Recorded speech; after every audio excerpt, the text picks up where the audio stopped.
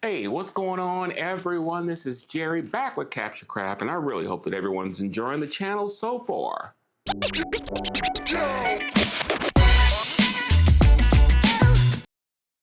Because I'm really enjoying doing it. It's a really good time for me to get back into some of the ins and outs of the more rudimentary things that we kind of forget sometimes when it comes to photography. A lot of times we get in there and we want to do all the stuff, get all the lights, get on location, get a fan blowing, get the hair blowing in the background to get that killer picture. And we forget the fundamentals, right? You always hear the coach screaming, fundamentals out there, and that's what we're working on. So I hope that you're getting something out of it, cracking your routine, like I've said every time, and improving your skill set, right? So I'm not here today to talk about a skill per se.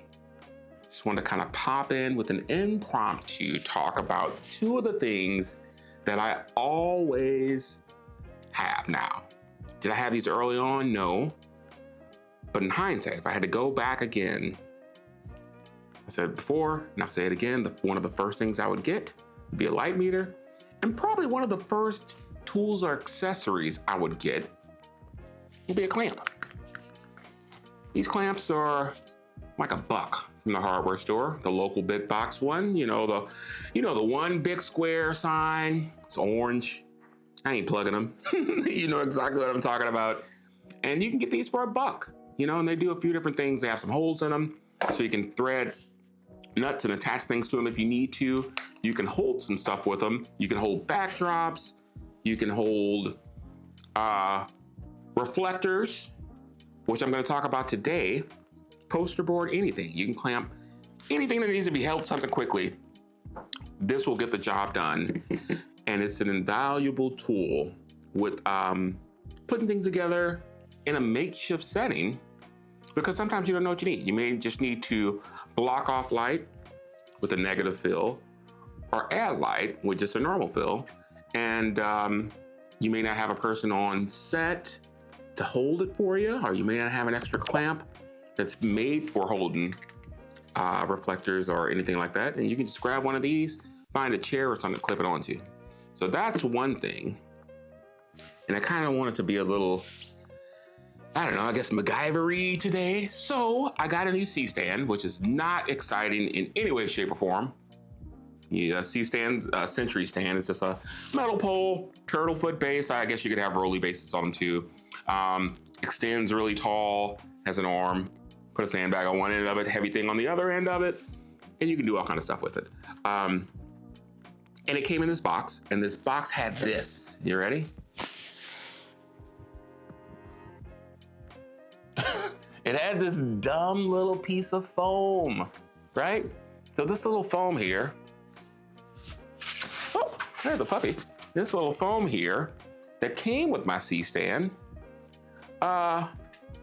it's little, it's thin, it's flexible, and I wanted to see if I could do a couple of things with it. One, I already know that I could use this as a fill. You know, I could put this on the side of me, and depending on where the light's at, it'll either add or take away light. It's a light that's over here that this should be blocking, so it shouldn't be any purple on me now. Purple. See that? Oh, look at that. That's some quality instruction right there with this thing. But you may be saying, why do I got this piece of foamy thing, right?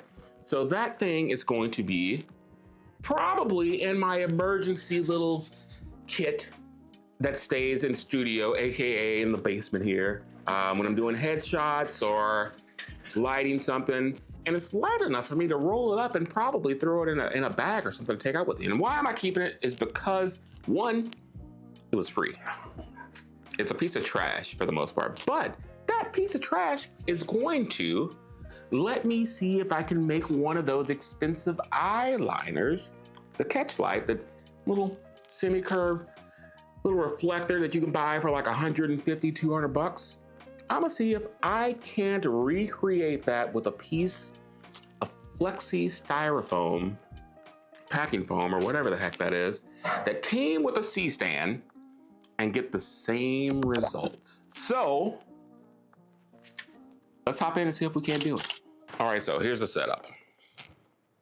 Got Mrs. Legless out here on a spreader stand, ready to be our model. I got a Flashpoint Explorer 300, which is the same as the Godox.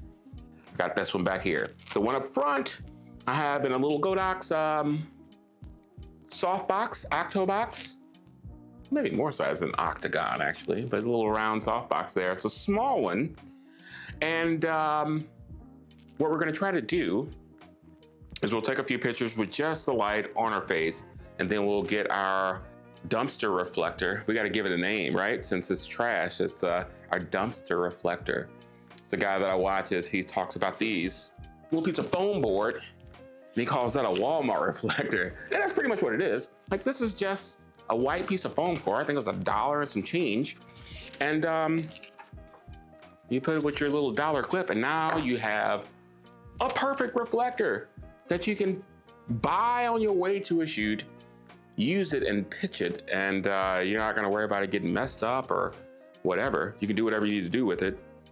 It's really economical if you need to have one. That's why I wanna try this thing. So we got our little reflector here. I got a couple little stands down here that I'm gonna clamp it to, and we'll take a couple of pictures with just the front light, a couple with the back light, the hair light. So we'll see just kind of the image it gives us with that.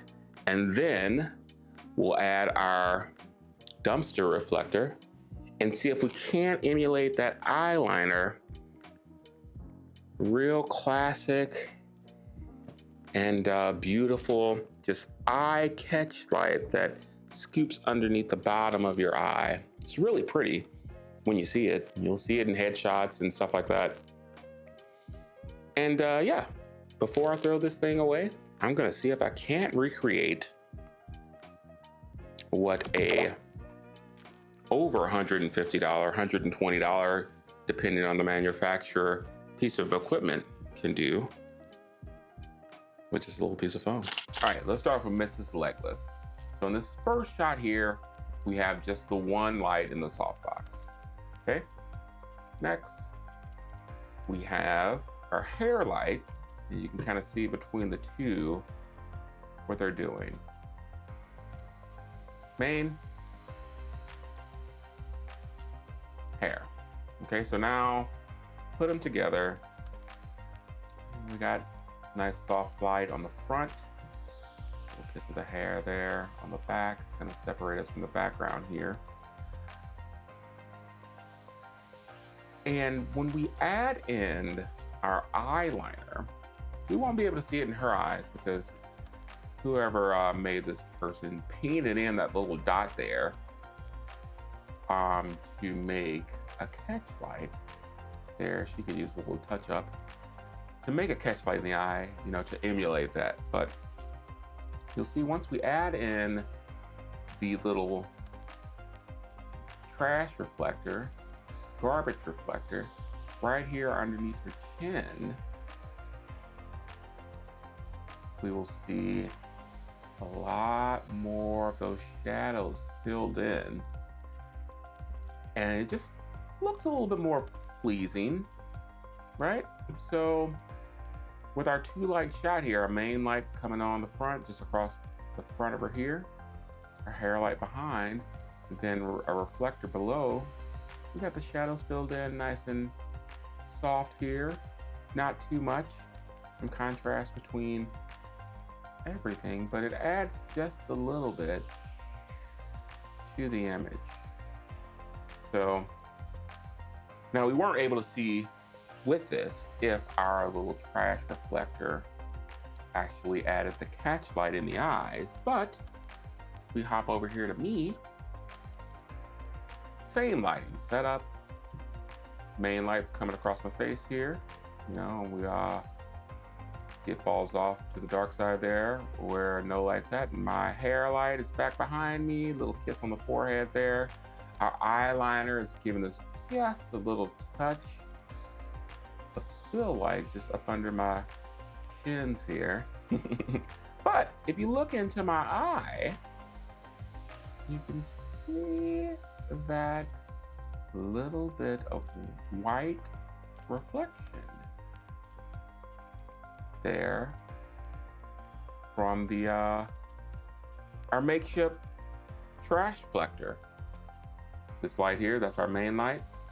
This light here is our trash reflector, and that purple light there was just a light I was using in filming. So yeah, does it work? Does it give you the same effect as a $200 light? Well, let's talk about it. Okay, final thoughts.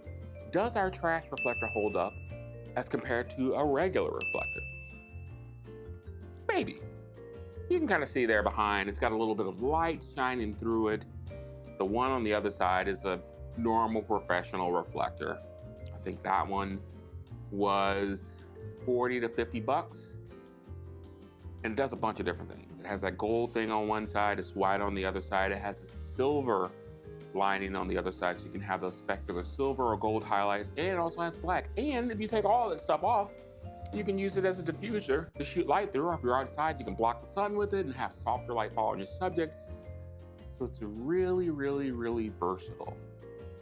But for $0 with the trash reflector there, was I able to use it as a reflector? Yes. Was I able to use it as an eyeliner?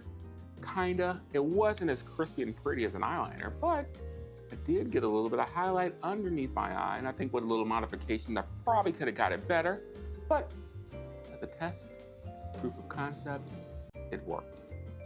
So the takeaway is, don't be shy on your trash. A reflector is just a thing. This is a piece of foam board. I've had this for Lord knows how long. I probably should throw it out and buy a new one, but it's just two pieces of foam board I taped together. I can set it up on the table, and there's a very popular product out there I'm sure you heard of that is shaped in the shape of a V, and it's flat, and they sell those things for really expensive. And sometimes having those things that are prefabbed, that are big, that you can just pop up on set, totally worth it. But if you're just doing like headshots, a lot of times if I'm doing headshots for clients, for professional clients or job seekers or actors or entertainers, and you don't need to necessarily have a reflector that costs you 200 bucks when a little one will get the job done. It's a good way to save money. It's a good way to save your clients money if they're not fussy about the things you're using, especially when it comes to reflectors. I mean, you already got a camera that costs you $5,000 million and all the lights and all that stuff. So things can get out of hand pretty quick. Be resourceful. Be creative with your captures.